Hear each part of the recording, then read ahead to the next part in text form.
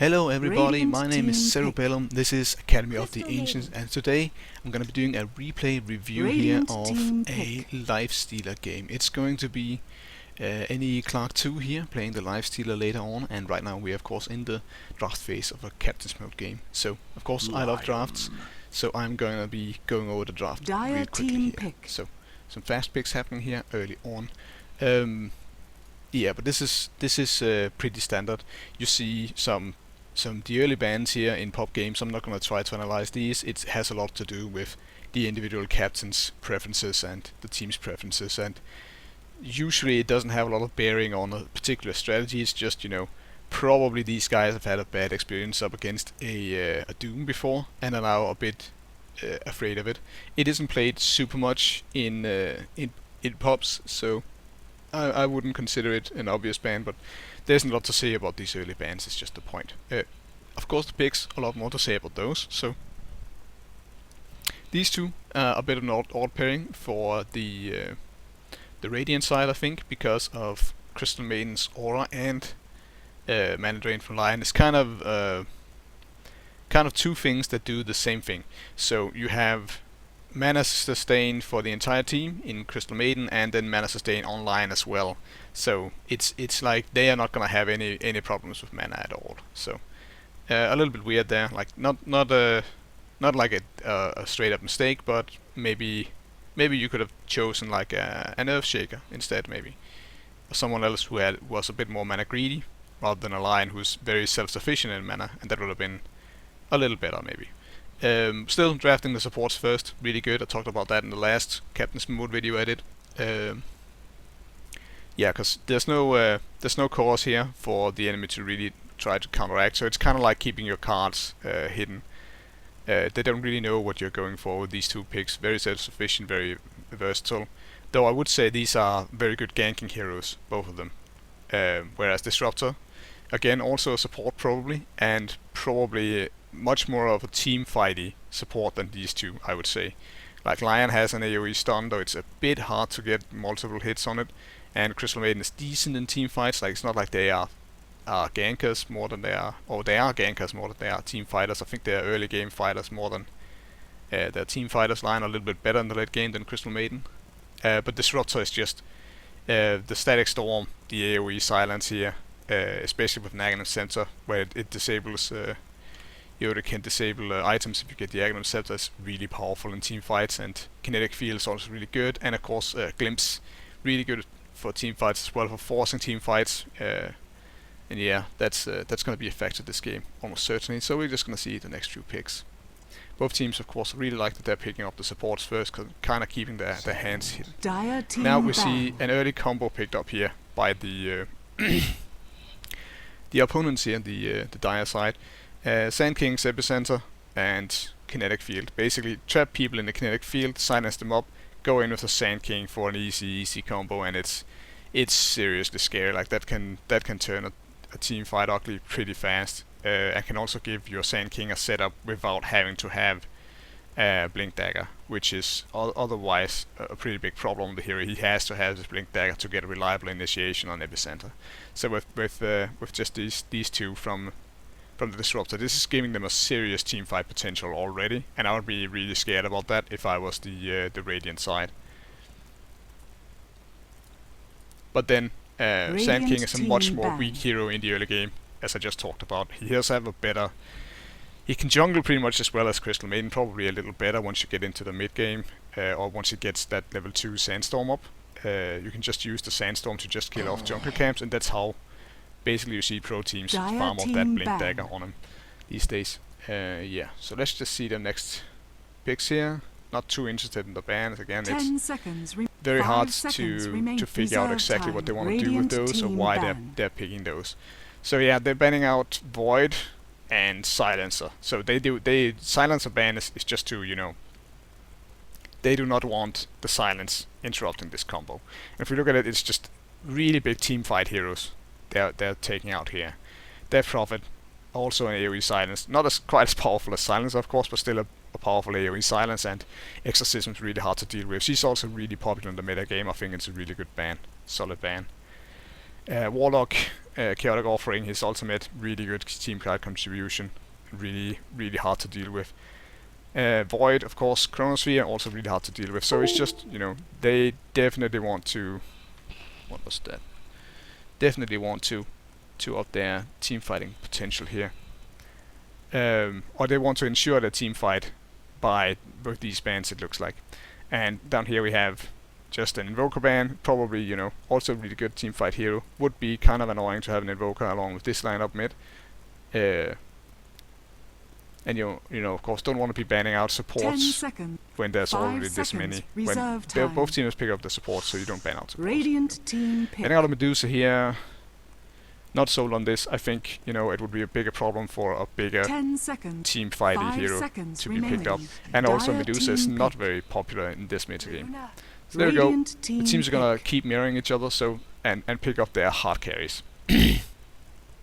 Luna, I think, would have been a much better ban than a Medusa. They both have the same role, both team fighty, but Medusa is much more of a not team fighty actually. Medusa isn't as team fighty as Luna in the mid game, because Luna has this Eclipse, which is a seriously nasty nuke, and Medusa has nothing of the sort. She just basically a really defensive hero, really needs to farm up until the very late game where she is a seriously hard carry. So I don't think Medusa is nearly as popular as Luna. She's much more difficult to play, and the chance of them picking up Medusa is seriously small, and they do end up going for the Luna anyway, and the Luna being huge sorts of damage and a pretty decent pusher as well is just a big problem for their team. They're gonna pick up a Lifestealer, which is a pretty decent response to this combo right here. He's got the Rage. He can make himself immune. We're going to be talking all about his abilities. That is, of course, the hero we're going to be focusing on today, later. But the fact that he basically starts out for BKB will seriously hamper these guys' combo, and has the potential to turn around a team fight. Though some silence would be seriously good as well. So yeah, I think so far I really like the draft from the opponents here, just because they have, just with these three heroes, they have a serious amount of team fight potential, and they can just, nuke people down very fast in team fights. 10 seconds. The problem remaining. is if 5 seconds remaining. If they're gonna be held back Reserve too much time. in the game, if they're gonna be able to keep this Sand King off the Blink Dagger, if they're gonna be able to keep Luna away from the farm, and if they're gonna be able to, just get the pick off they want. Now they're gonna pick up another. This is a very tricky hero, Mirana. She's probably, I would say, she can be mid or off lane here. She's got the Moonlight Shadow and the Arrow, really good for setting up ganks. She's pretty safe with Leap, though I would say that picking up a hero with a defensive ability like Leap when there's a Disruptor already picked is a bit dubious. He can just glimpse after she leaps. Glimpse has a completely absurd range at the higher levels, and she is just going to be pulled back and killed off pretty easy by by their mass nukes. So I think this is a pretty dubious pickup, and I think this is a pretty clear signal that they should be looking to do more tricky stuff, look for more of pickups. Definitely want to be early game, aggressive early game. I think probably the game plan, if I had to guess it for these guys at this point, I have seen the replay, so I know what they're going to be doing, but it's not going to work out too well for them. So I think a better plan with this lineup already looks like early game aggression, just to me, because you've got the hard disables from Lion, you've got the even more disable and a good bit of early damage from Crystal Maiden, and you've got the Mirana who can, around level 6 can start setting up these ganks, and then you just run 4-man team for ganks, and then you have the Lifestealer farming behind that, and that should pretty much be your plan, I think. So that's that's what I think about that. Even more nuke, even more team fight from the Dire side with the Timbersaw. I've talked at length about Timbersaw, especially in our video. I just want to stress again that his abilities are blocked by magical immunity, so against the Lifestealer here, especially when he's going to be laning at his Lifestealer, it's a bit dubious, but it's a very good defensive pick against the Lifestealer, because the Lifestealer can't really hope to get through the reactive armor with since literally all his damage is just right clicks, and Timbersaw is excessively good at dealing with that.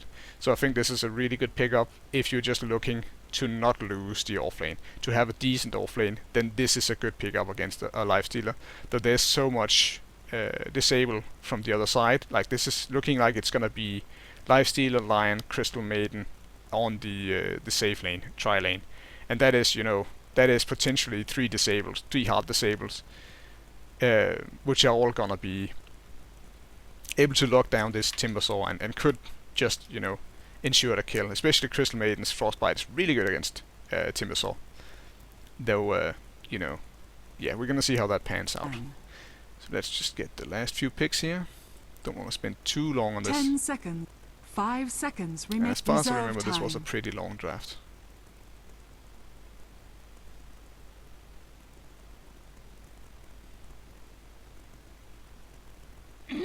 Dire team ban. Banning on the Quap, I think, pretty good. Like this is a mid hero, they're missing a mid.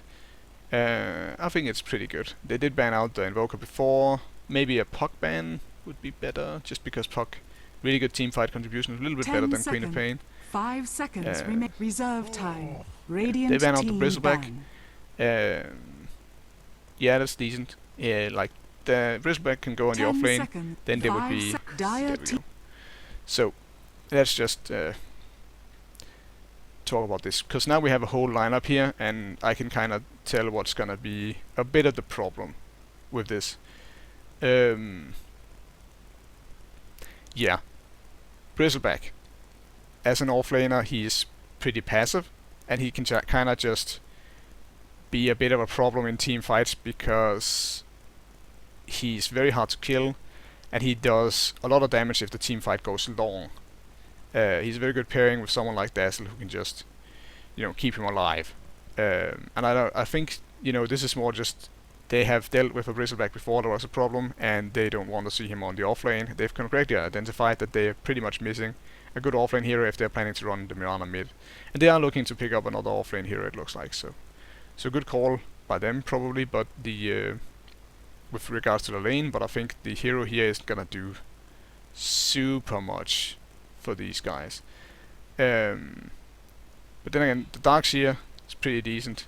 He does have a good team fight ability in Wall of Replica, and he does have the Iron Shell and the Surge, which is gonna help him in the lane, and he's gonna be able to have a safe lane pretty much against a lot of things, except for Disruptor. So yeah, if you let Disruptor target you, basically, you might have a bad time, a really bad time. So what Disruptor does with the blink is, the glimpse is, if you are targetable still, then he can just, you know, he can just bring you back into the fray, kinetic field you up, and there's a gank right there. Darkseer can, if he plays very defensive, he can just Iron Shell a creep and then let it go up and farm. And that's, you know, that's going to be the game plan here. And that's kind of like what I think they should do with the Timbersaw lane here. This is just going to be a very passive offlaner, and a very just trying not to lose the lane too hard. He's going to give up a lot of farm. Darkseer always gives up a lot of farm. He has no ways to deny waves, but he's going to be able to get some farm himself. And hopefully, I think it's best to, you know, with this lineup, certainly I think going for an early mech on this guy is not at all a bad idea, especially when they're looking to have so much team fight. You need probably go mech into pipe here, I think would be very good, just because there's so much nuke. Getting the that 300 HP buffer from the pipe would be very, very good for the team. But yeah, it's not an obvious pick, and it just, you know, he's probably going to be laning up against the Disruptor, which is going to make it very hard to not get ganked. The Disruptor is that's kind of what he brings to the table, is that glimpse is really hard to deal with, and the team fight contribution is also pretty good. But he has almost no nuke, he has almost no damage he brings to the table, which is why we have these three heroes to really bring that up. So I think very good cohesion, very good game plan from these guys. And now this pick initially kind of stumped me a little bit. It's going to be a Dazzle. And that means we have three guys who we mostly see as supports. And that means one of these guys is going to be a core. And either of these guys can probably do it. You see, I think Disruptor has done it a bit more than the other two. And yeah, what the Dazzle just brings to the game is, I think, safer lanes with Shallow Grave and Shallow Wave. Those rhyme actually, that's really weird. Yeah, so he brings a good laning presence, and he brings pretty good team fighting. Like he's kind of mediocre in ganks, and alone, but he can just support someone like a Luna who's a bit more glass cannony.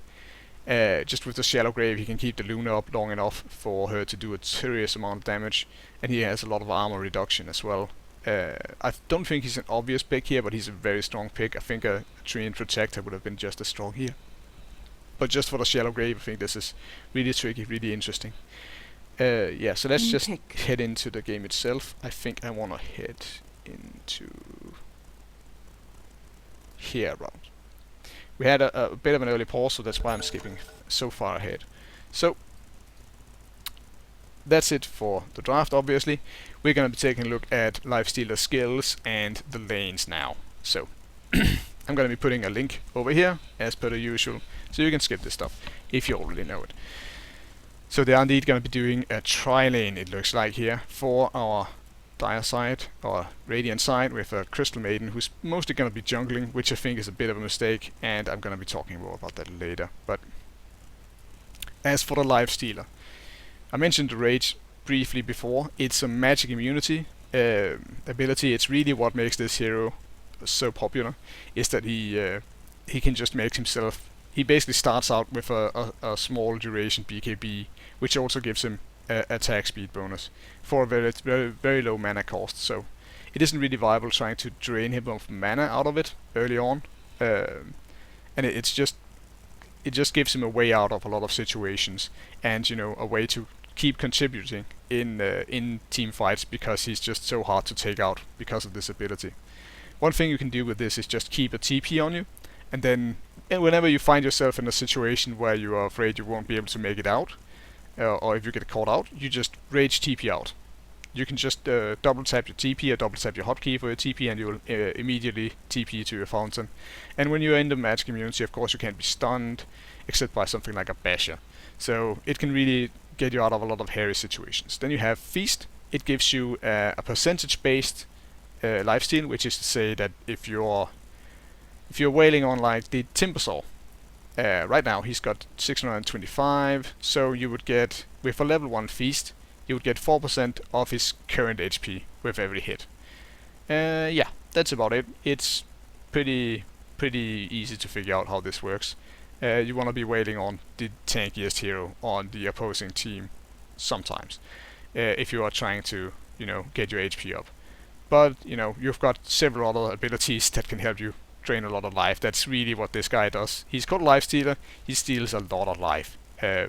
So, this is a good idea for jungling. It's a pretty good ability. You probably want to at one point in it fairly early on, though I wouldn't bat an eye if you skip this early on, because it's honestly a lot better later when the HPs are starting to get really up there, because obviously at level 1 people don't have as much HP as they have at level 25 or at level 20, when they also have a lot of items. So yeah, later on this is gonna be beastly. Early on it's kind of mediocre. Open wounds. This is a kind of tricky slow, because it okay, this is a really tricky ability actually.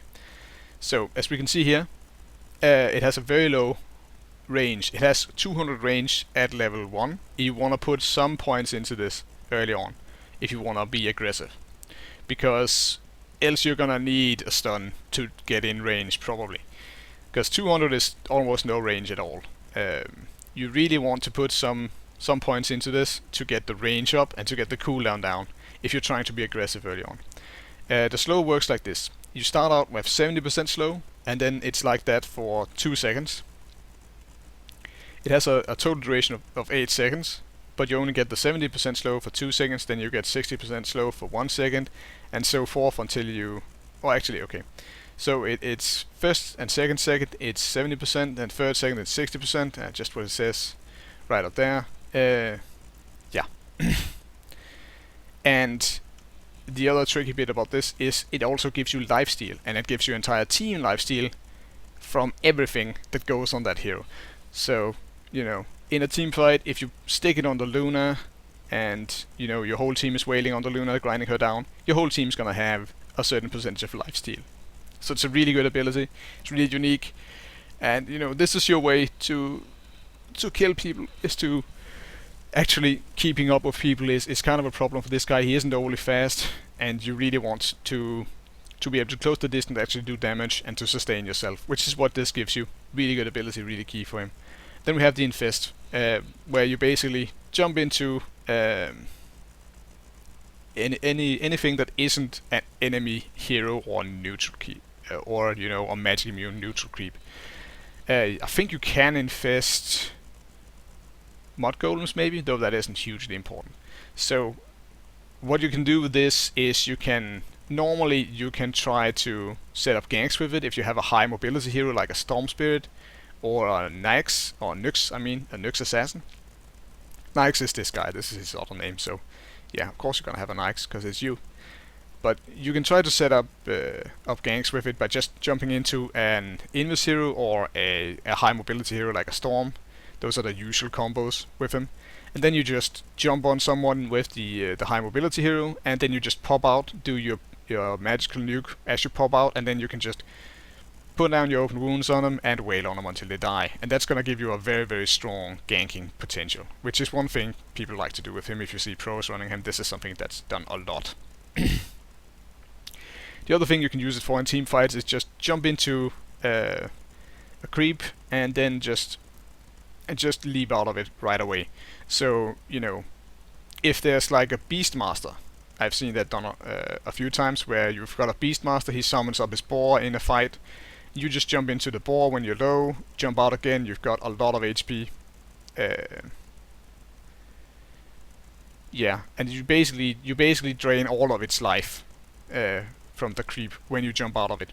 So you can just infest an enemy creep and jump out of it right away, and you get an AoE nuke around you, and you get a bunch of HP from that creep. And of course, for the duration, you can also dodge spells with it because you count as being banished, you count as being completely out of the game, you can't be targeted, can't be hit by AoEs, anything. But of course, if the creep gets killed, then you don't get any life, so that can be a bit of an issue. You can also use it to escape by just infesting, you know, one of their creeps and not going out, because if it's not below half health, they don't have any way to kill it, unless of course they have a leash or something. Then then they kind of just have to follow it around, which can be a bit dangerous because then your teammates can come in and stuff. But it's a really tricky ability. I don't think having a high mobility hero is obligatory with Nyx, just because this isn't the only thing he does. He's also a really good carry in a lot of other situations. But it's a pretty neat ability. Should probably use this. We're gonna see some pretty decent usage from neclark2 here in this game. But yeah, that's about all I have to say for his abilities. As for what you don't want to see on the other side, there isn't, you know, magical damage isn't something he's too afraid of. Like the Timbersaw, I did in my Timbersaw video erroneously state that his pure damage would go through magic immunity. It does not. It does get blocked. The only thing that goes through from Timbersaw is the stat loss, the 15% stat loss here. You are gonna lose 15% of your strength when Timbersaw hits you with a Whirling Death. But that's about it for what goes through magic immunity, I think, from the other team. There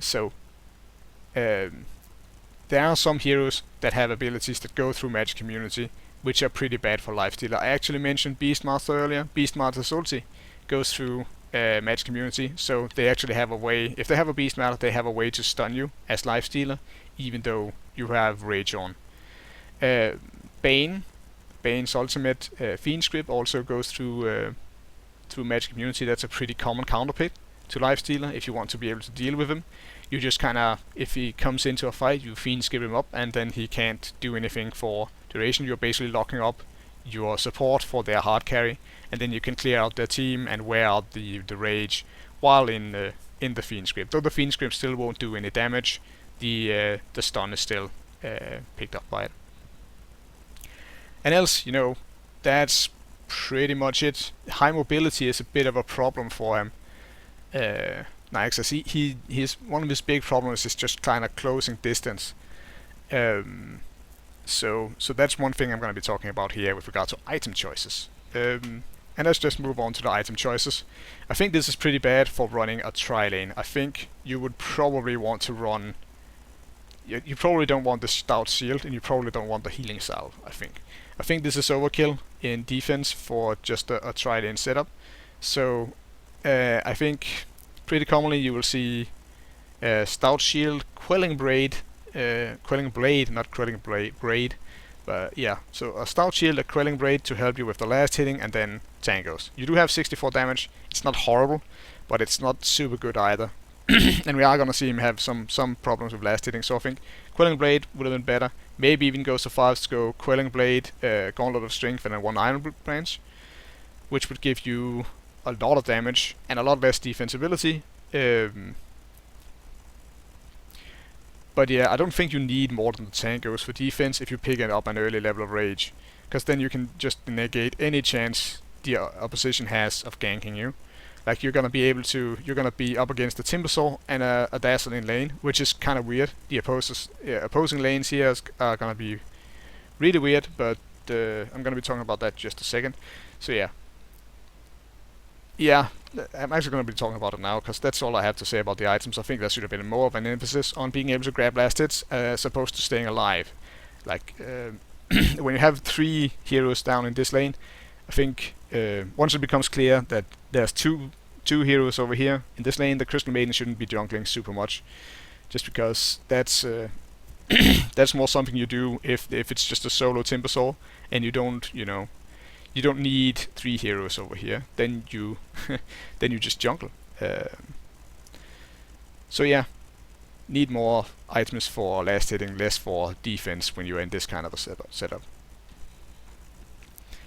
Yeah, so the lanes, I think pretty much obvious lanes from the Radiant side, and some really not obvious at all lanes from the Dire side. So as I guessed, it would be a Darkseer off lane, a Mirana mid, and a tri-lane over here. Pretty much, we're gonna see the Crystal Maiden go jungle almost exclusively early on, which is not something I'd guessed, but that's a minor alteration. Yeah, Luna mid. Never seen this before. I guess it works pretty well. The other side happens to have a pretty weak mid in Mirana. She isn't like a typical mid. She's kind of a more of a second tier mid, in my opinion. Like it isn't an Invoker or a Puck or a Shadow Fiend or something that can really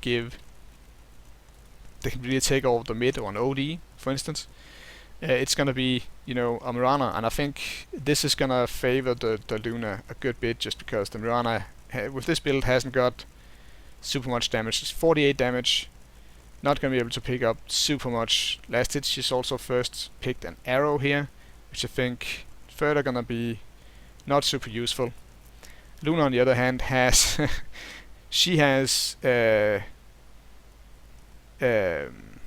what's this, 70 damage. So she's got a super damage lead. Like she's almost, not almost, but she's got like 1.5 times the damage of the Mirana mid, which is gonna, it bodes really badly for this mid. She also managed to pick up an early illusion rune, which is gonna be further helpful here. The Darkseer, who's really good at passive farming up, instead of going up against the Trident, is gonna go up against the dual lane of Sand King and Disruptor. And I think this is really smart, because if you can get some early farm on the Sand King, get up his mana boots and get up his blink early on, that's super dangerous. Like being able to blink in with this epicenter is gonna be a huge thing for their team fight potential here. And it's gonna be a Dazzle and a Timbersaw off lane, and this is gonna be almost impossible to gank. Like okay, the Dazzle, it's more that he can be here and not take away anything from the top lane than the fact that he's helping this Timbersaw super much. I still think they can't really hope to kill the Lifestealer down here. They might be able to kill the Crystal Maiden or the Lion, but there's still so much disabled from the Crystal Maiden or the Lion. Not just nukes, that the shallow grave from the Dazzle isn't probably going to be able to save the Dazzle, so they are kind of putting the Dazzle in a bit of a tough spot here. If he's going to be staying in XP range, and they do a good job of pulling down here, we see they have done a block up here, which is further going to be helping the Darkseer out. Then this is going to be a tough lane for the Dazzle, but the Dazzle doesn't really need super many levels to be useful. You pretty much just want, you know, a few levels, and he's going to be fine. And you know, the Dazzle dying isn't your main concern. Like, you really want the Timbersaw, the Luna, and I think the Sand King to do really well. Those are the guys you really want to get early items on. Yeah. So let's just see how this fares. We've got, you know, I love to see this. If you're very new, early on, what you really do is you look for these runes like the Luna did, or you look for a block here. Yeah, we see the supports from the Radiant team here not really doing anything. In fact, they're pretty close to blocking these camps over here, which I think, okay, they didn't, so good on them. We're just gonna take a look at the early last hitting here. Pointless stun here from the Lion. I don't think that was good at all.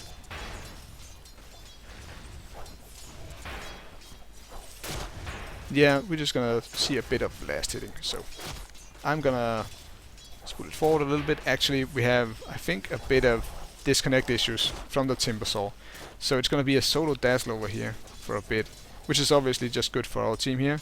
But notice that oh, I'm still on the Timbersaw. Okay. So basically, Dazzle somehow gets locked in over here. We have a bit of a late reaction from the Lifestealer. Should have moved over here as soon as that happened, because this Lion is actually pretty low. But it's gonna be an easy first blood, probably thanks to Timbersaw not being connected, and the Dazzle not respecting that and going too far forward. So early first blood going to the Lion actually there. So that should have probably gone to the Lifestealer. Now, as for the first item here, we has 2 last hits or 3 last hits, which is not super bad. I think picking up the boots here, it's not horrible, but it's not super, you know, obvious. Like, the other thing you could do is actually pick up gloves of haste, and then go for an early Midas, and just go super greedy, and just run a 4 protect 1 kind of strat.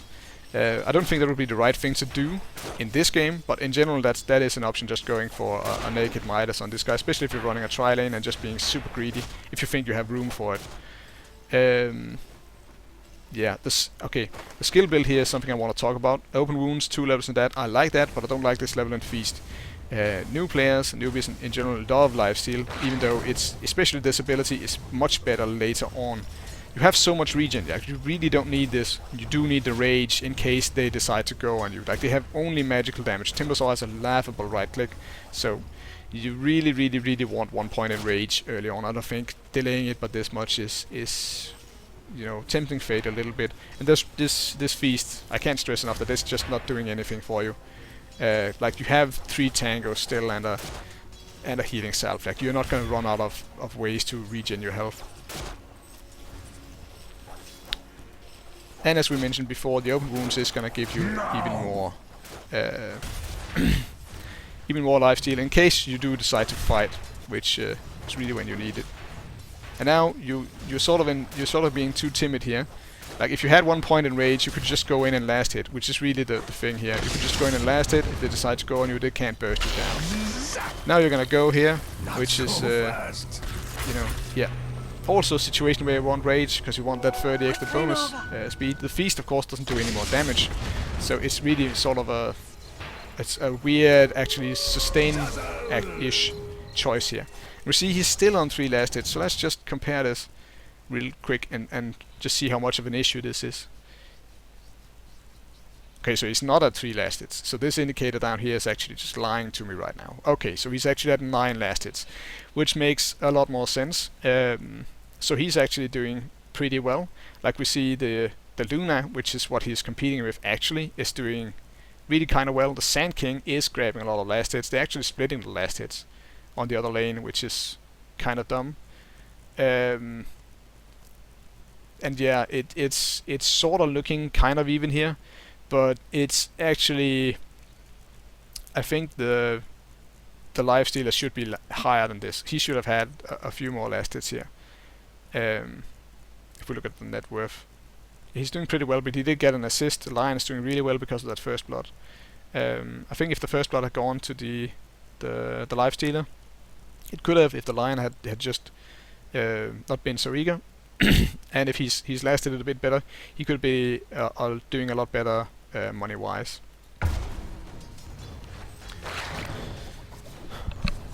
But yeah, for now it's just a game of who can get enough last hits up and get that first item. The other options for first items, of course you do getting the boots of speed, something you want to do early on. Anyway, sometimes you can get the gloves first and just go for what you call a naked Midas, but this isn't horrible. But the other two options for first big investments for the Lifestealer is Armlet of Mordegian or Drums of Endurance. And I think if you go for this Mirana, okay, this is a big mistake, Radiance and I need to just remark on this. If we just go back a little bit. What, did I go forward again? So yeah, I'm just gonna see if I can find that spot again.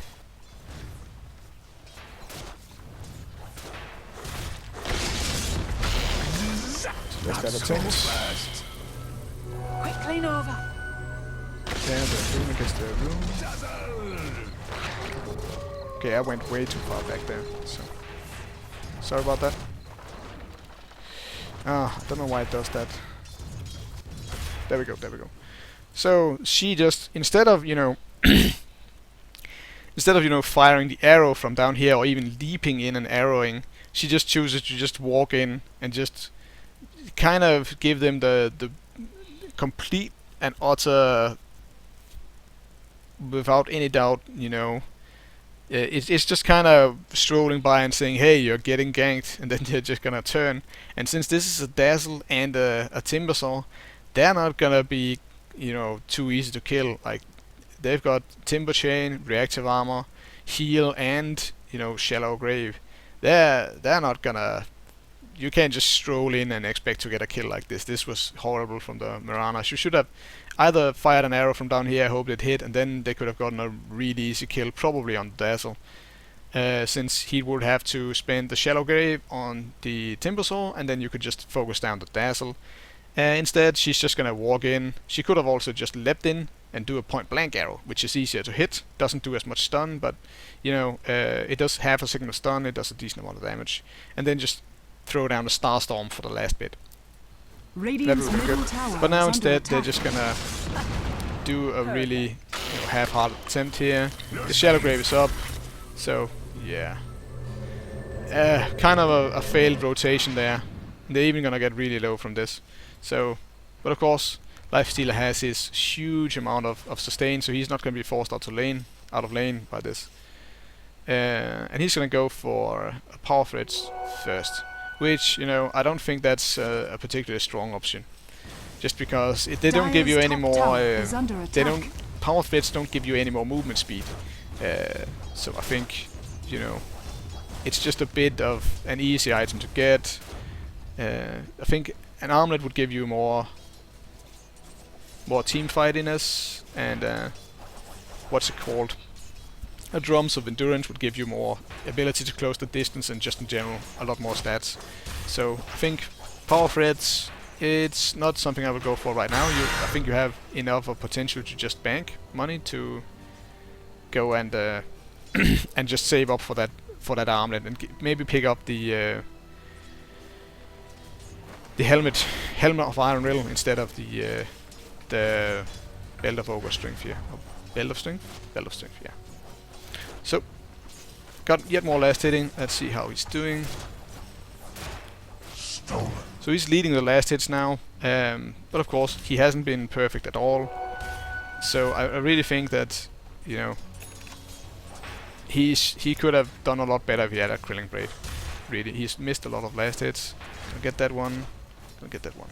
Okay, so he's doing decent. I think it's important to stress. Like the Luna is crushing mid, just 'cause she's got so many denies.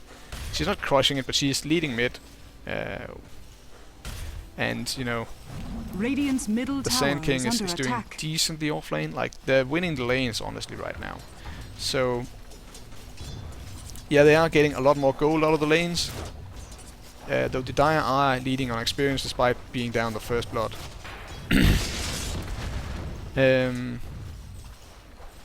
So yeah, I still think, you know, it's a bit overly defensive, this build.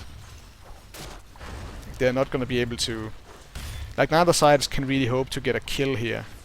Like, the only reason they got first blood was that the Timbersaw dropped. And the Dazzle didn't respect the situation. They did wait quite a long time for the Timbersaw early on, like they waited 5 minutes probably for the Timbersaw early on, so I can kind of understand what's going there. There, the Dazzle, not a fast enough reaction. Basically just didn't get his Shallow Grave up in time. Dire's top tower is under attack. And now it's gonna start to get hairy for the Dazzle, because this line is approaching level 6, and with the Finger of Death, you're getting into Dire's territory where middle this tower is line under can just kinda stun and shock him down with the help from the damage from the Lifestealer. So I don't like getting the power threats first here, as I talked about. Now the Luna came in just with a rune and managed to get a pick off on the Crystal Maiden there, which is a huge, you know, not a huge deal. Like, it's bad for her to get the kill, but you know, losing the Crystal Maiden isn't the biggest deal. Crystal Maiden just gonna go way too far forward here and gonna pay with her life for it. So that was a huge blunder. Like, she just thought they were gonna fight there, and now Arrow comes in and they're gonna fight now. So that was just a bit of miscommunication, bad coordination from the team here. Like, the Crystal Maiden TPs in, goes for it immediately and gets shocked down immediately. While everyone else, you can see how far back they are now. They weren't really hoping for a fight right now. They were hoping to kind of see this on. And probably this is a mistake from these two, I think. They could probably just go in, because they have rotated their mid in for this, and they are 4 versus 3, so they should definitely look for a fight here. Darkseer in the meantime gonna get caught out by that combo from the actually doesn't have glimpse, so this is a huge mistake from the disruptor here. He should have at one point in I think a few points in glimpse, and just being able to hit up the Darkseer here, and just being able to pull him back, get him in a kinetic field, and then just you know, hit him with the Sand King and auto attacks until that runs out, stun him up with the Sand King. That's a kill. So I don't think that's right from Disruptor at all, but I'm sidetracking a little bit. The main thing is this engagement down here. Should have been gone on earlier, but now the arrows hit, so definitely go in now. Of course, there's still a Shallow Grave. It's going to be used early, and that's going to open up for a kill on this here Luna, because now the Dazzle really does not have much to contribute with. Good infest here. Lifestealer was getting low, and now he can just infest up, and we see he's more than, like he said, 2/3 life now. The Darkseer does get picked off on the other lane. So yeah, that's that bad matchup versus the Disruptor I talked about before. We are gonna see now. It is gonna be a Helm of Iron Realm, which means we're gonna move into an Armlet of Mordigian for this Lifestealer, which, you know, it's good if you want a lot of damage, but else it's kind of bad. The second point in Feast here, I think, is downright bad. I think that it literally only gives you one extra point of Lifestealer when right-clicking someone. So, you know, pick one up for value early on, definitely, because it gives you 4% of the life total. But the second point is literally worth 1/4 of that. So getting an extra duration on your rage and extra attack speed, or getting extra range and extra life, and you know, 4 seconds less cooldown on your open wounds is just so good. Like, max this out, please, please, in this situation, max it out. So they have enough shock damage here. They're just going to be able to kill this guy so easy. Dazzle not respecting the situation and how little he can do without the Timbersaw again. And yeah, that's you know, that's just an easy kill. Definitely good for them. Darkseer is gonna die again up there. So this is this lane up here is starting to show how bad it is for this Darkseer. You need someone with a better escape ability, an escape ability that can get out of kinetic field, basically, is what you need on this this this off lane. Yeah. Radiant structures of Radiant's top tower is under attack.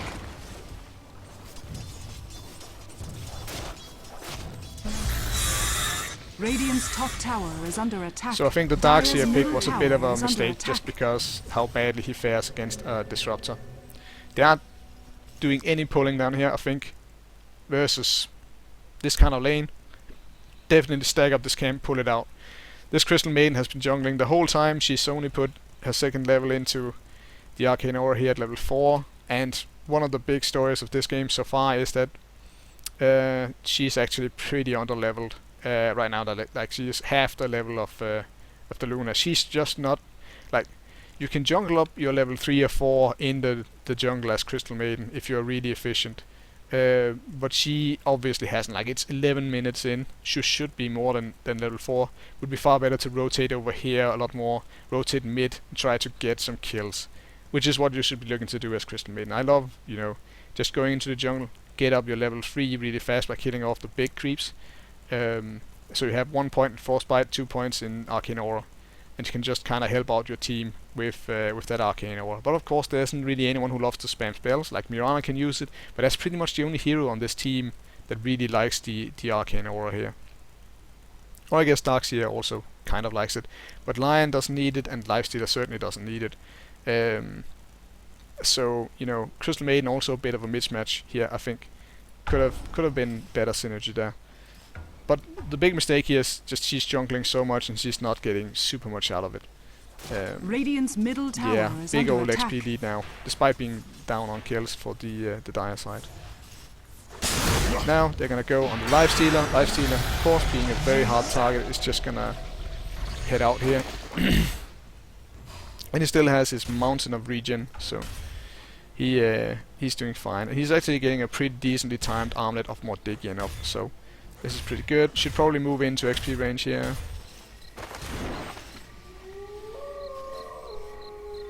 So looks like he's just gonna go into the jungle here, which in some ways is actually more dangerous than going into the lane. Like, if you can farm the lane instead of farming the jungle, that's always better. Like, there were just 3 heroes there, so I understand his hesitation, but now, you know, they are probably gonna, if they're not there, if you can't see them, they're probably either going back or they're going in the jungle. Like, they can't really hope to catch you out with the warden here.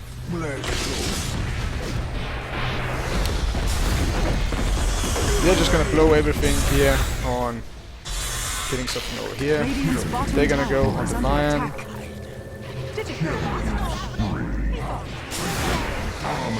Their Lifestealer is finally gonna go down. So they kinda got just isolated over here, and Lifestealer wasn't carrying a TP. If he was carrying a TP there, it would be simple as just raging up and TPing out, and he could have spared that. He did manage to get a kill on the Timber Saw. He shouldn't have been able to do that. That was a big mistake from these guys, probably on the Dazzle, that this Shallow Grave somehow was on cooldown. Probably a little bit too eager on that Shallow Grave. And that, you know, yeah, just carry a TP like this. The combo with Rage is just so good for keeping you alive that I think that death could have definitely been spared there. So, be a bit more like we're gonna end up with the Mirana and the Darkseer showing up late to the party here, not gonna be able to do anything. And now that leaves these guys free to just pressure this tower. So armlet up.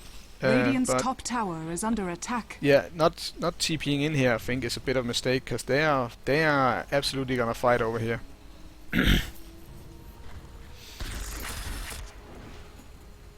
Or maybe this is gonna turn out fine actually, and maybe TPing in behind enemy lines there is a bit too gung ho.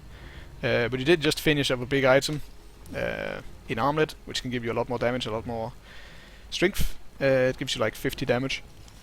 Actually 56. They're gonna smoke up here. I don't know how good this is gonna be.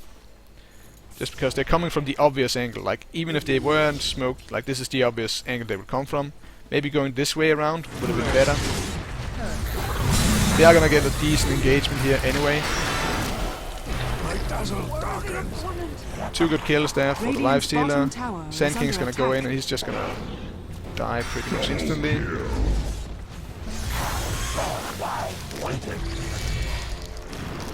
And so this smoke ends up panning out, Radiant's bottom despite them tower being is under semi-revealed by the dazzle there.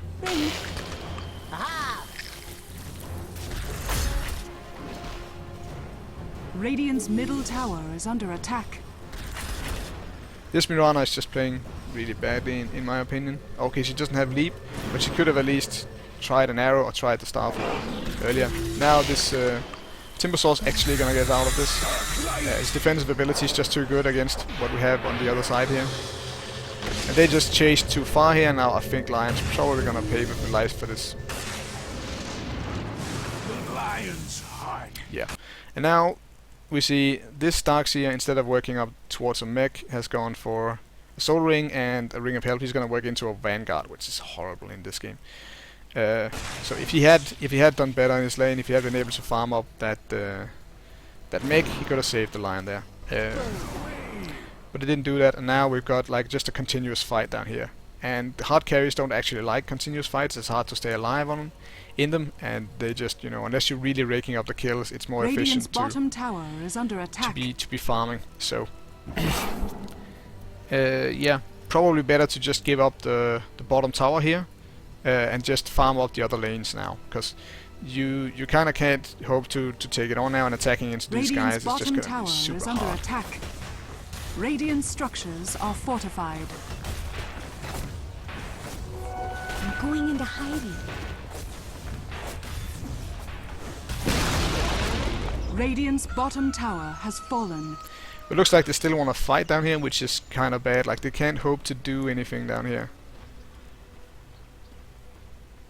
And this is... I think going in a lot to try and defend this this tower is honestly pretty good, just because it's the most important tower. It protects your jungle. It allows support to TP in fast and help you if you are ganked out in the jungle or anything. Gives you extra vision over here, so having that lost now is a huge blow to you. And we're just gonna see like the entire team over here. Like, you could say that there's some heroes over here from your side that's just milling around and not accomplishing anything. But, you know, you have a Lifestealer farming up top. You have a Mirana that could be going in here and farming mid, pressing this tower. So this is actually to your team's benefit, or to the Radiant's benefit, because this Lifestealer can just farm up. He can work up towards, you know, a drum or whatever he wants to get. And, you know, that would be great. And these guys, if they don't get any kills, they're just wasting their time.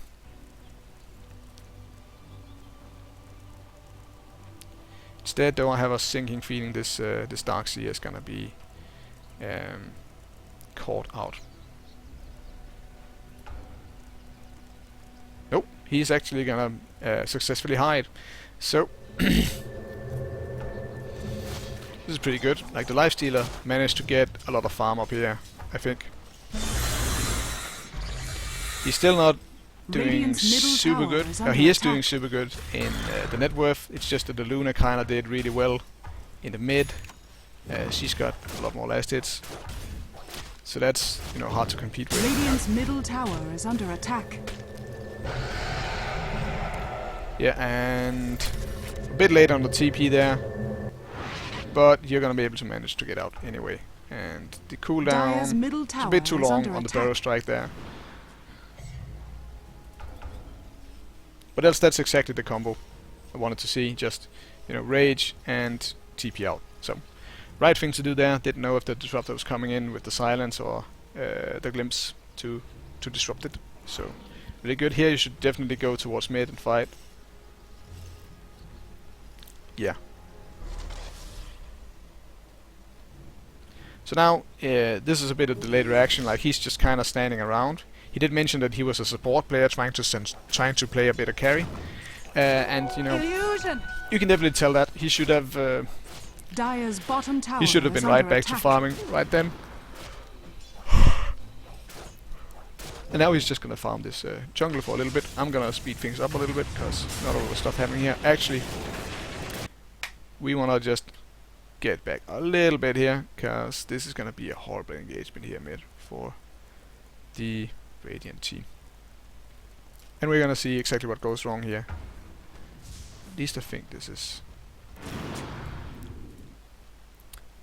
So they're gonna shoot an arrow, they're not gonna hit anything, and the lion's just gonna go up here and try to get a pick off here, which, you know, I would say is pretty good. I think maybe actually this is really good. I think I went a little too far back. But they don't have vision on the dire team, so he's gonna back out again. And now they're just kind of standing out in the precarious position. You don't wanna... This Mirana is just too far forward here. She's gonna get caught up by... Oh, nice leap there. And now... We've got a bit of a bug there, so...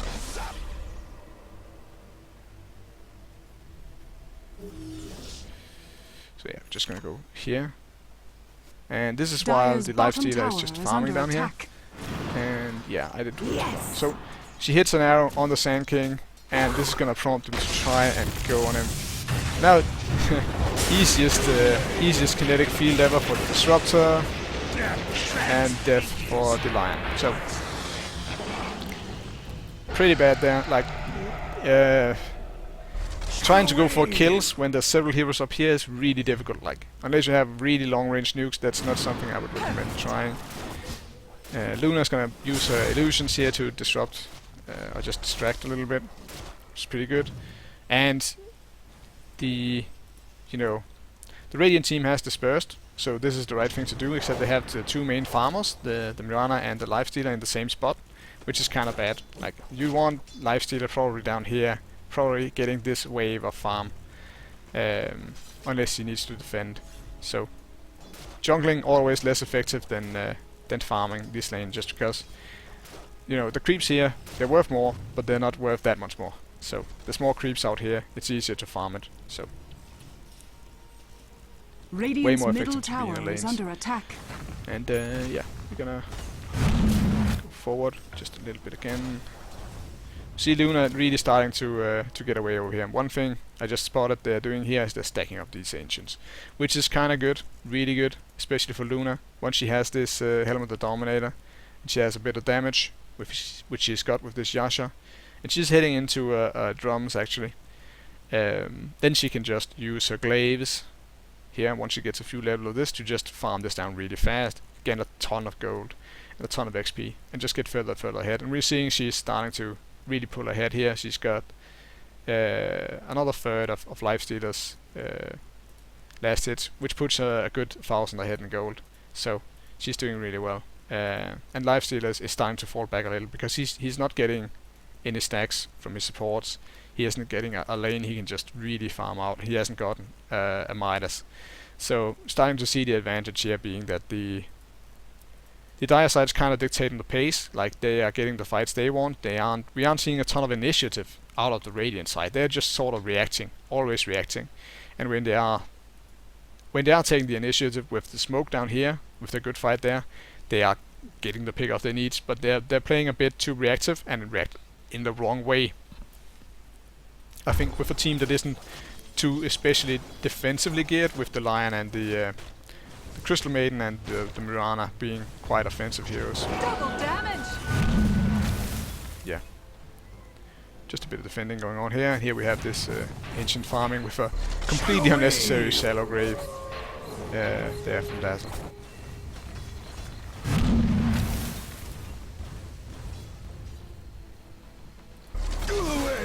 So yeah, this is just a status quo for a bit here with the good part definitely going towards the dire side. And now Luna is just kind of hanging out here. They definitely want to pressure this. That's why they're gathering up. So here this is honestly pretty good. And now there's a bit of miscoordination, like we see Darkseer is way over here. Crystal Maiden is down here. Mirana wants to go in because he just hit a nice arrow, but there's a Dazzle. The Shallow Grave is up. Like, you can't kill this guy. And even if you do, there's, you know, it would be huge if you could kill off her, but you still need like a lot of damage, like still 400. So you could throw down this for 300, but then there's the Shallow Grave to get through, and there's a ton of damage here. Her ulti is also up, so this is really dangerous. You don't have the supports in position, and the Lifestealer's down here farming. Now when you have the Lifestealer down here farming and you're 4 mid against probably 5, like you don't have vision on these two, then don't go forward. Don't go, even if you land the arrow, you can't go in on this. You have to be down here fighting. Fight up this. If you can stall them, that's a win for you because you are Lifestealers farming, their Luna is not farming. Yeah. Big mistake, she's gonna pay for it. They actually gonna pay for it with her and maybe with the Lion as well. No, Lion's gonna make it out. So, still a big loss. That's a core down. And there goes the Lion. They can just run in now with with only a Dark Seer and a Crystal Maiden defending here. I like this Wall of Replica here just to fend them off. Lifestealer is just gonna ignore this and keep on farming, which is honestly the right thing to do now, because now this fight is lost. Like, he could have, you know, if they had been on the defense, if they had been just here defending and not, you know, going forward and dying in an instant, then, you know, Lifestealer would have had enough time. They would have not had enough time to communicate. The Lifestealer could just TP in, and then they would be 5-on-5, and they would have the high ground advantage. And then, you know, that would have been a very winnable fight, but now it's not. Now, two guys out for them, and they have to give up this tower. Like, these two are just standing around doing nothing. Crystal Maiden actually having mana problems because she's not putting enough levels into her Arcane Aura, so not super good, not super good. But Lifestealer's doing exactly what he's supposed to. And these guys are doing exactly what I think they should as well. So Luna's gonna come out here, look for even more farm. They're just gonna pressure another tower over here, and I think this is fine from their part. Good ward here, I like this. Good ward there, I like this. But it's just a bit of movement issues and aggression issues. Lifestealer being a little bit too afraid here. A little bit too scared cat, I think. Though, yeah, they have this ward. I don't think... He might think they could have gone through here, but if he'd been paying attention, he would know that that's probably not the case. And he's just gonna farm up the jungle. He's gonna go for Maelstrom into Mjolnir. So he's gonna... basically, this means all out DPS from our Lifestealer. And I think that is decent. I think a drum might be better, but honestly, you kind of have to hope for with his team being this far behind. They're tower behind, and honestly, the Luna is getting really fat. So if they've caught on to this, if they caught on to, we have a Blink Dagger actually on the Sand King, which is really bad, super freaking bad, because now this guy can just Blink Dagger, like channel the Epicenter, Blink Dagger in, Barrier Strike, Sandstorm, and then, you know, in the meantime, Disruptor just goes in, Kinetic Fields and Static Storm, and that's a one team fight. So, you know, I actually like this Mjolnir, or this Maelstrom. It's coming out of the courier right now from the Lifestealer, because they have to win team fights. They have to win team fights very, very hard now. So getting that up really gonna help with that, because you can just pour on the damage. You do have a decent amount of slow, you do have the speed buff, you have a good amount of stuns, so you just kind of have to bet on those stuns pulling through for you and being able to pull you through the fight now. Though I think farming the jungle isn't good enough for now. If you're gonna have anyone trying to defend up here at all, again it's the same thing. If you're gonna have anyone trying to defend up here at all, you need to be 5 and you need to have it fast, because now this is gonna die really, really, really fast, because these guys are starting to get up in level. Radiant's top tower is under attack. Arrow's gonna miss. Good Radiant's stun top tower and has fallen. decent Wall of Replica. But the Sand King spots that they're trying to come in for an engagement and just does that combo I just talked about right before. We have the entire team's 3 squishy heroes here, and they're gonna be annihilated by this Epicenter. Yeah, and that's good reaction there with the Moonlight Shadow, but it's only gonna save 2 heroes. So that's just a huge Radiant's win. middle tower They is under forced attack. out ultimates. They got a tower. They got 2 kills for nothing. So that's as much as you can hope for with an Epicenter. The Luna is gonna push in here, which is super bad. Like shouldn't be away from the team and pushing. Should be probably farming somewhere. Radiant's top tower And she's is just under gonna attack. get a good pick off there. So that was a really key pick off. They didn't get too much go for it, but keeping the Luna suppressed here is super high priority. So yeah, a little bit of, you know, lacking team composition or team coordination here. Yeah, Kinetic Field just gonna pick off the Crystal Maiden here. Again, you know, you don't go in and try to fight 4 heroes with a Mirana and a Crystal Maiden and a Crystal Maiden that is really underleveled, by the way. don't do that. That's really bad. Yeah. You're just gonna put more gold in the hands of these guys and more time to take down towers. You need to group up to Radiant's defend. top tower is under attack. So don't rush in. And that's kind of the big thing here right now. Is this situation top is just tower snowballing has out of fallen. control because the Crystal Maiden and the Mirana especially is just rushing into situations they can't handle. Yeah. Now they're gonna go on the Lifestealer. But Lifestealer is a pretty tough customer for this team to handle. Lifestealer, really good pick because this whole pack of guys can't really do much to him. They're gonna glimpse him back, but they're not super coordinated with their glimpse, which is gonna mean the Timbersaw's gonna get caught out, and that's another big pick off for the Radiant team here, which is really good. But you know they're starting to get really behind on towers. They're actually 4 towers behind now, and that's they have the Luna on the other team, who's a really good pusher once she gets damage up, just because she has the damage aura.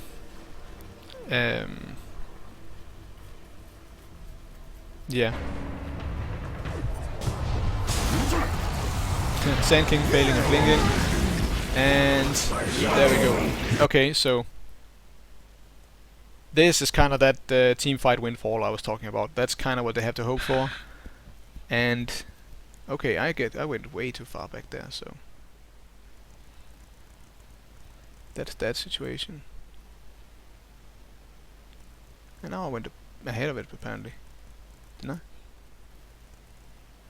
Yeah, here we go. Yeah, they just picked off the Timbersaw. And now Dice coming in here. This Sand King just kind of blinks over here, and then does a 2mm Burrow Strike, which needed to go in here. But even if it goes in here, I don't know if it would have been enough, because this the Crystal Maiden is down, but the Lifestealer is right in the mix of it, and he's got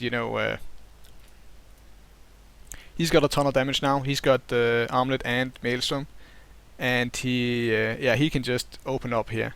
They've got a Lion over here who can also just open up, and the Mirana, wisely, I think she's just running out of the kinetic field here. So that's gonna be really good.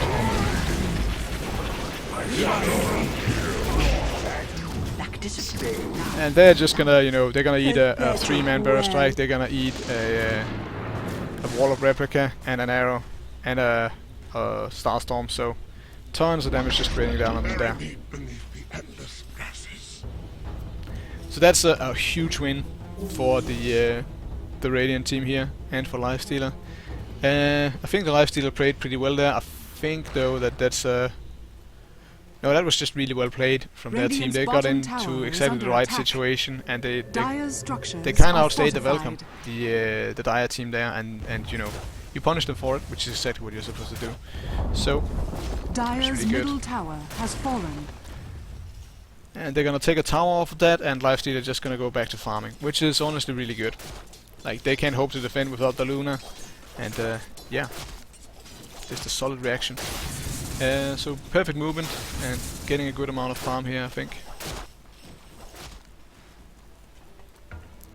Take a look at net worths. Luna's still a little bit ahead, but Lifestealer is doing nicely. And if you consider the support Luna's gotten with all of these ancient stacks, then I think Lifestealer isn't doing too bad, and now he should be looking to get that here. He isn't carrying a TP, which he should be. Like, he just got a Hyperstone delivered. He should have had a TP with that, because the enemy looked like they wanted to go in on this tower here, and they should have been able to respond to that.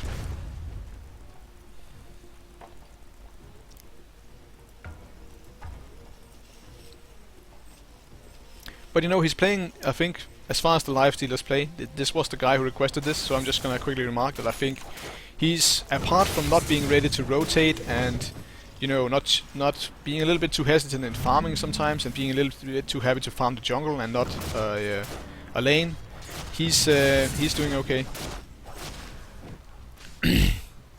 He's honestly playing pretty well. Yeah, he's got his Mjolnir up now. For some reason they aren't figuring out, like, this ward is more of a Dire thing than a Radiant thing, because this is, you're getting a bunch of vision over your own jungle, which is not super hot. It's better to have it over here, which is gonna give you a lot more vision of this area over here or up here or something. Just something to check for the Roshan, because this doesn't quite see long enough to you know to actually see them going for this. Or if they did, you know, they're just choosing not to. Yeah, it doesn't quite see the movement here. So Roshan has fallen to the Dire. if they had spotted that, they could go for a rotation there. And now Lifestealer, this is a point where I think maybe you wanna retreat a little bit, though there are a lot of help nearby. So I don't think this Aegis is a super huge deal. Because I think with this amount of burst damage on the field, even if, you know, even if Luna goes down, it isn't gonna be too much of a problem killing her again, I think. That's just basically how I see it. Like, these team fights are gonna be either or. They're not gonna be, you know, Dire's top tower is somewhat under in attack. favor of one of these teams. They're gonna just,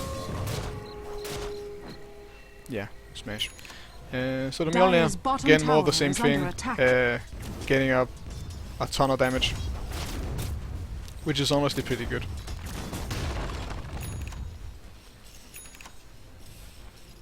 Like when you don't have, like maybe a Skull Basher would be better when you have a hero that's super hard to kill.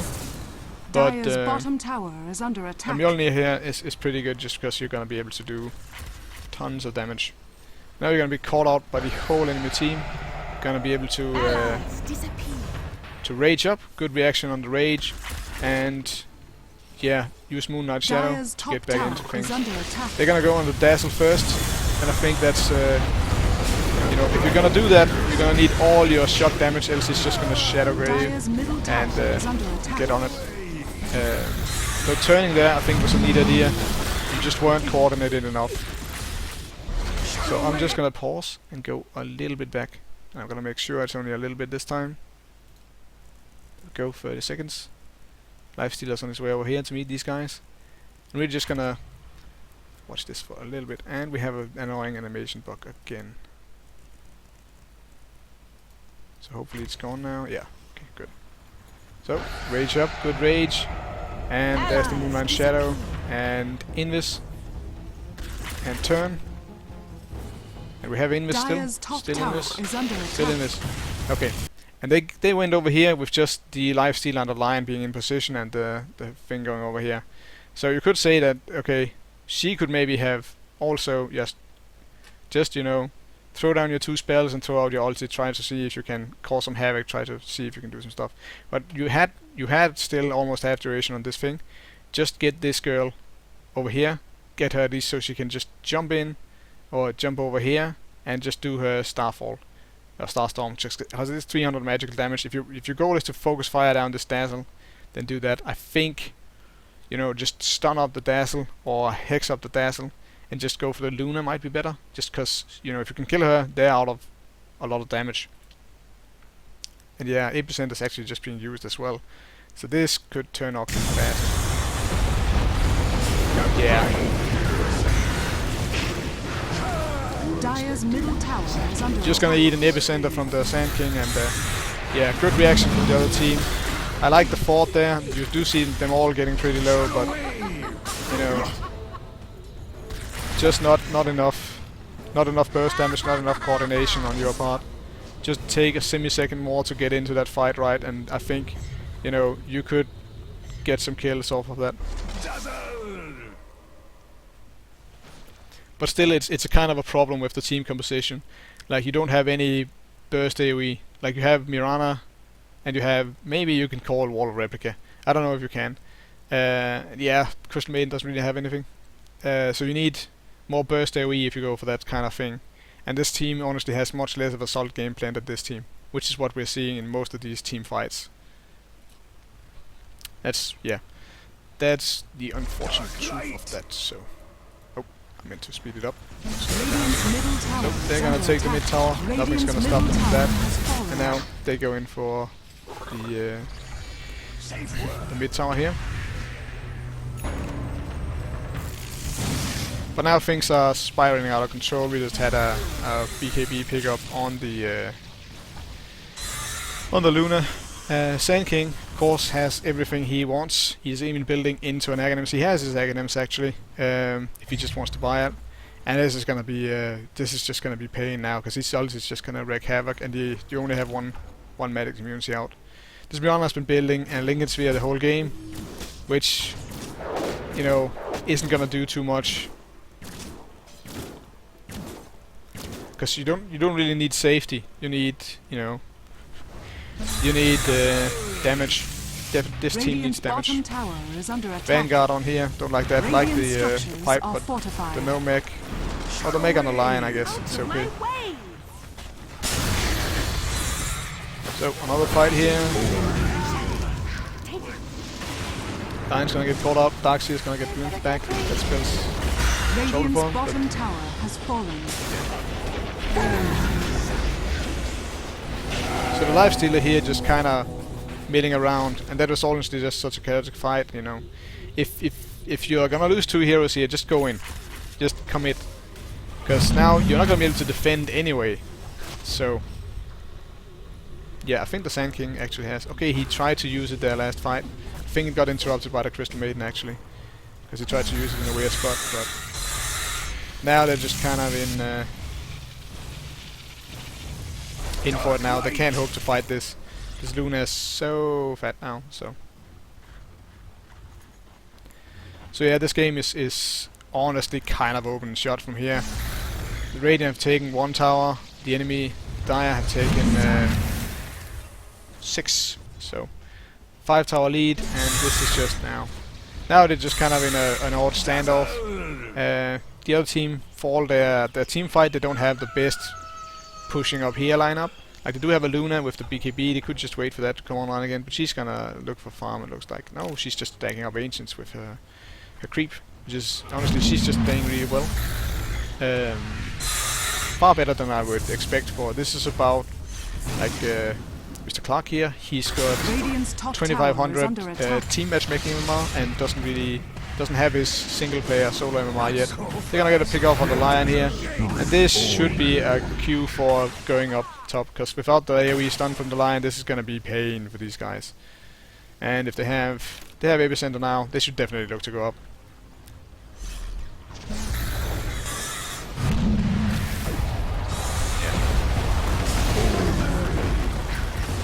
So they're gonna blow all their big ultimates on nothing, which is a bit of a mistake. They were expecting them to stand their ground maybe, but that's gonna give them a bit of an opening. Early Shallow Grave there from the Dazzle. Dazzle being really trigger happy on that Shallow Grave, not recognizing that there isn't enough burst damage on this team to really burst down the Luna. And, you know, if he waited with that, then that would be far better. Sand King gonna go in, this is gonna ensure the kill on the Mirana. Again with that Shallow Grave, I don't know if he knows what that does, because he's using it really strangely. But yeah, as you can see, fight is when fighting is taking place over here, that's a pretty bad thing for your team.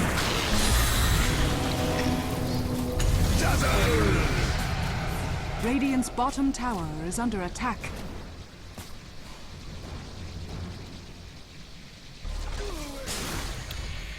Yeah, looks like he wants to go for Assault Couriers, which I think is decent, but you know, it's not gonna help here. It's just too much on the other side.